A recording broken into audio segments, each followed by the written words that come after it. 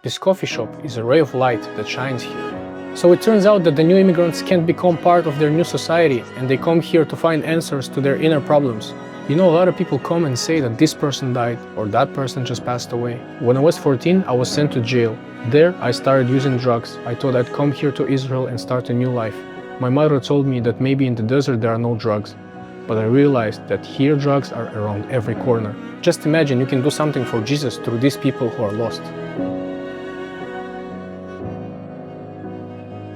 And now we're right at the heart of this beautiful ministry in this amazing coffee shop that we have in Tel Aviv. We're about to ask Sasha a couple of questions. This is the most wonderful ministry here in Israel for me. I've been serving here for 9 years. Many people went through it. Between 50 and 100 people come here every day. This coffee shop is a ray of light that shines here. Usually they come here to change their clothes, to eat, to hear that there is hope, that we were like them and that Jesus Christ saved us. We tell them about our warm houses, that you can come there, that there's a clean bed, and that you can start it all over again, that you can be free of any addiction that has conquered you, because you are not born this way. It's the best form of gospel to these people, when you can feed them, give them new clothes, give them a hug, and talk about hope. It is the best way to share the gospel with them honestly. And a lot of people come here and do the cross signs and tell others, don't swear in the coffee shop. You know, sometimes I'm surprised with their attitude and how they come to me as they come to a father or a close friend. And when such things happen, sometimes I cry. Thank God for living Israel and that we have such a unique place as our coffee shop. Sasha, please tell us your life story. I've had a turbulent life. When I was 14, I was sent to jail. There, I started using drugs. Then I was released. Got married, then went to prison again. My wife left me. I was already a drug addict. And when I got out, I thought I'd come here to Israel and start a new life. But it turns out there's even more drugs here. My mother told me that maybe in the desert there are no drugs, but I realized that here drugs are around every corner. I was 26 years old. Here I was using drugs, stealing, then I went to jail as well. And after I was released, I continued stealing and using again. At the end, I was fed up, so I began to wonder why I was even living. In 2012, I became a believer. God found me that year. I was brought to the buffer zone in the monastery, and that's how my journey as a believer began. Why did you agree to come? Look, I didn't agree at all. I said just take me. I was almost dead, all rotten. One tooth left, even though I had golden teeth. Well, I was already living in hell. I said, God help me or take me away. And God came into my life through the man who took me to the buffer zone. After that, he himself left and died, but I stayed. Do you know the most important thing that God did to me? My legs couldn't walk. Well, he didn't do it, but he allowed it. Mentally, I wanted to leave, but physically, I couldn't. That's when I realized how wonderful God is. I realized he's a comedian. That's when my life of faith began. You know, when God touched me during the night, I realized that there's no better joy than what God has for us. You can't buy this feeling of joy with money or even find it. Here they buy some substitute, but the joy God has is eternal. You don't have to buy. You can enjoy what God has for you. You know, a lot of people come and say that this person died or that person just passed away, and you get so upset. It hurts to lose them because the devil steals very young people. There are many young addicts and nobody needs them. Sometimes we had situations when even those who sell drugs here called us and asked to take a certain person away because otherwise this person would get killed. There were many manifestations of God, healings. We prayed and here we healed legs and other parts of the body. All kinds of people come here. Drug addicts, prostitutes, all kinds of people. They come not only to eat, but they feel that they can speak and be understood and listened to.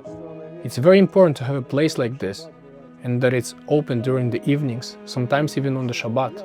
I live by it. Please tell us more about the neighborhood itself and where do the drug addicts and homeless people come from? How they end up on the street? Tell me about the process. People come here because it's the most accessible place for drugs in Israel. You can deal and use drugs. Also, the brothels are open. It's Sodom and Gomorrah. People can come to this neighborhood and officials won't persecute them here. Once they leave, they are forced to come back, because here they are supervised. But these people are deeply unhappy people, who have been abandoned by their parents, who have been lost in this world. And addictions start Because many of former Soviet Union immigrants from Russia, Ukraine, come here and they don't find themselves in this society. They don't know the language, they don't know the laws, they don't know anything. So they give up and come here, and here it's a matter of time. The sin just swallows them. So it turns out that the new immigrants can't become part of their new society, and they come here to find answers to their inner problems. Many of them abandoned by their wives, abandoned by their parents, rejected by the society. They are wounded people that no one wants to deal with, and it's extremely hard to get them out of here. Only God can do that. Why did you even want to serve here? Look, I lost in that life, and I had nowhere to go back. My friends and my family turned their back on me, and I was abandoned. So all I can do is to start building my future. And with God's help, I've been building my life for 13 years. God gave me a wife, a driver's license, a car, a house, a ministry, a lot of things I didn't even expect. It's supernatural, a lot of friends, a new marriage, a big family. Can you tell us how you met your wife? Sveta was living here on the street right in this neighborhood, in a pit. She was using for 15 years. Her children were taken away from her. It was a very difficult situation. She had lost all hope in life and trust in people. But thank God, God revived her and gave her to me, a person according to my heart. So she lives here in this neighborhood too, and she came to God through our coffee shop? That's cool. Thank God, He even gave me a wife from here. You see, God is great. When she comes here, the girls say, "Wow, Sveta, you're so alive." And she tells them that another life exists. And what's the strategy, for example? A person just walks in and you want to draw their attention to show them hope, show them God's light. How do you do that in practice? Jesus ate with all the sinners and tax collectors, and then He started to talk to them. So you know, here when they come to eat, they already trust you. They know that you're not evil, they know you. So they open their hearts and souls to you. You saw this guy who approached me and told me about his stolen bag. Another one can come and share that he was beaten. Many of them just want to talk to somebody. It's easier when you feed a person to tell them about Jesus, because at that moment a person has an open soul to accept Christ. So you tell him again and again, and maybe the first time he won't hear you, but on the 100th try, it may work. But still, it is a seed, eventually it will sprout. Because a person is taken from the earth, as in Hebrew, Adam, man, Adama, land, and the land requires labor. So it's necessary to take a plow and to work on that land, to nourish, to sow, and then the seed will grow. But it will grow when God is willing, not man. So He does it when He sees that it's time for that seed to rise. What's your personal dream for these people, for this coffee shop, or maybe even for this neighborhood as a minister?